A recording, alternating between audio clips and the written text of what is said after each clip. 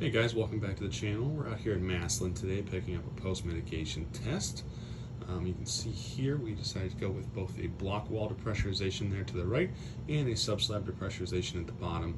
Running that pipe in and teeing it off at the access point here, and then running it up through the drop ceiling here. So we had to take some of those tiles out and move things around so we could get into that, and then running it out the back of the house for an external system. Original test came back at 4.6. With the mitigation system in there, we were able to drop that down to 0.6, so a nice low drop. We'll head out here and check out the external part of that system. Alright guys, we're outside of the house here in Massillon, and we are taking a look at this external portion of the system.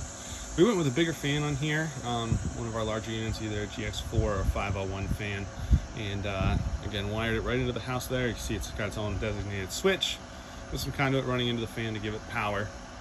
And then we just ran it up. Luckily this is a shorter ranch style house, so we didn't have to get too much of a run going up the siding. And then elbow there at the eave, and then elbow around to go above the roof to stay inside of Ohio State code. But everything looks good here. Thank you for checking us out. Make sure you stay tuned for more content.